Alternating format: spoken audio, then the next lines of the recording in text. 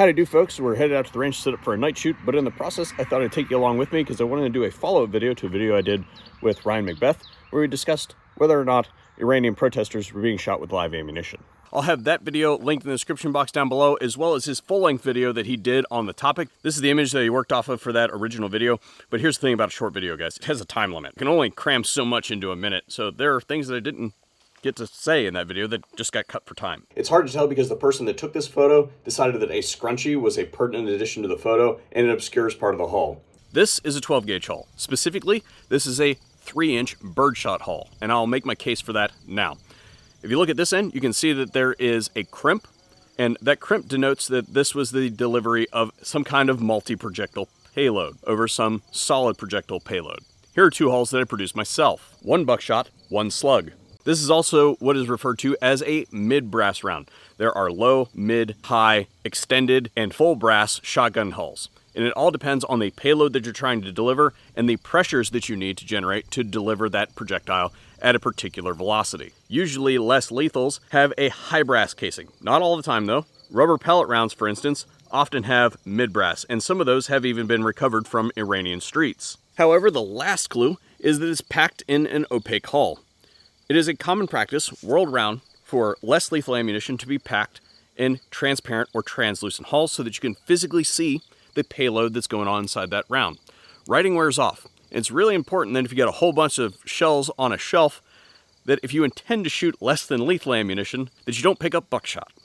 Indeed, we have definitive less lethal recoveries from the streets of Iran, and they are packed in translucent hulls around the country, not just in one location. Pair that with what I'm going to call definitive evidence at this point of birdshot injuries. Yeah, it can be said that riot control in some instances are shooting protesters with birdshot. And what I'm about to say is going to hurt some people's feelings. So just fair warning for any of those out there that are not capable of formulating their own opinions and are used to being told what to think instead of how to think. Shooting live ammunition into a crowd of people who are protesting is not good. It's a bad look.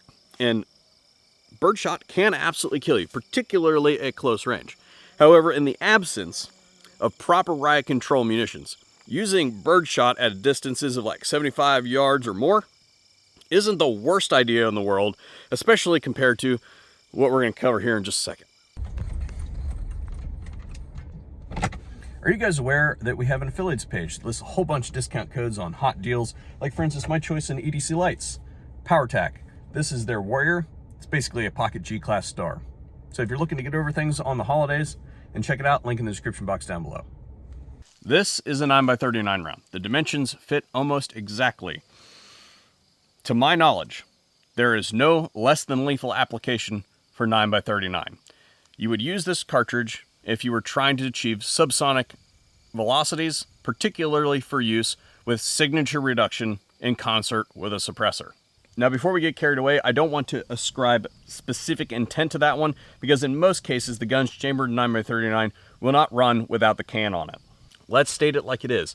Shooting protesters with live ammunition is bad, period. It doesn't really matter if you're doing it suppressed or not. Oftentimes, weapons like this one are used in confined spaces, like indoors, and it keeps the concussion exposure of the operator to a minimum. This is a 7.62x39 round. It says so. To my knowledge, there are no less than lethal 7.62x39 rounds packaged in casings like these. Now, I don't know everything, so I reached out to no less than 10 people who are at or above my level experience with the caliber and various guns from around the world and ammunitions, and they all came back with the same answer. Definitively not a less than lethal round. This is not a blank. Blank cartridges have extra material at the front, and when they fire, it unfolds. Here are some 5.56 casings to demonstrate. Indeed, some blanks have been recovered from the streets of Iran, but I'm not entirely sure what their purpose is, other than to potentially scare protesters. They're not used in the launch of CS munitions because every CS canister that has been recovered are of these type, and they have the primers baked in. We're used to seeing these type of binary riot control munitions in our neck of the woods because of the regulations associated with explosive storage and ordnance transport and storage. The way it works is you have to store your explosives from your caps, and you have to store your initiating charges from your ordnance. I'm going to say that They clearly don't follow those same lines of logic or rules in Iran. Now coming full circle back to our 7.62x39 round, there's one more indicator. This mark right here.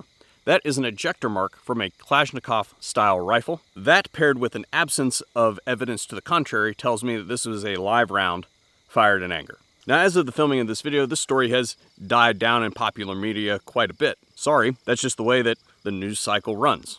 Remember that the term "a just government" is an oxymoron. Oftentimes, when the world forgets about the injustices of a government, the counter-propaganda ramps up. Now, if there's one thing that turns the world off to your struggle, it's blatantly lying.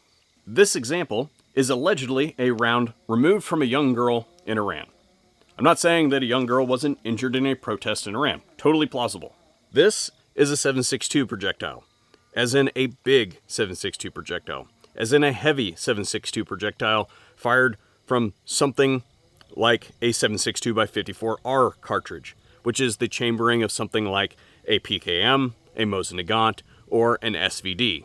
All plausible for weapons that would be in the country, if it were actually fired. I see no landmarks. Now, I will excuse this, being that it looks to me like this image was captured on a potato, and the resolution just may not show it. The muzzle velocity of that projectile in any of the weapons that I mentioned would be somewhere between Mach 2.5 and Mach 3. If that bullet was recovered from a human, it would be shredded. The one in this image is pristine, and that leaves only two possibilities. The first one is that that projectile was going substantially slower when it hit the subject. And there's only one way that I can think of that a PKM round gets down to terminal velocity before it hits somebody. And that is that if it first went up and then came back down. If that's the case, then this indicates that it is not the direct action of being fired into a protest, and is probably not likely associated with a protest at all, at least not in the same vicinity. Because even if you fire a round straight up in the air, just from the wind, it's going to drift substantially from its point of origin. The second possibility is simply that this is a pulled bullet in a staged photo. So to the people who did this one, neither of those scenarios help your cause. We get it. Your government's evil. Everybody knows this, because their government is inherently evil. Yours is just worse. Now, if we're intellectually honest for a second, whether you believe in God or not, many of the problems that we experience in the United States are resultant of us trying to take God out of absolutely everything. But I think it's clear to the world that many of the problems in Iran stem from trying to pack God into everything, even places that he likely doesn't give a fuck about. Now, I'm not one for projecting my worldview and my values on peoples of other nations. That's for them to decide. I really don't like it when people from outside the United States come here and project theirs on me.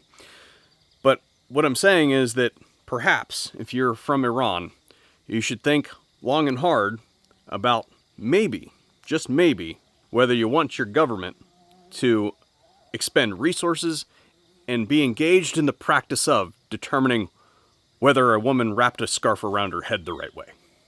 Likewise, for the rest of us out there, I think this is an opportunity to take a lesson that government creep is absolutely real, and what seems reasonable today can and will be polluted into something authoritarian tomorrow.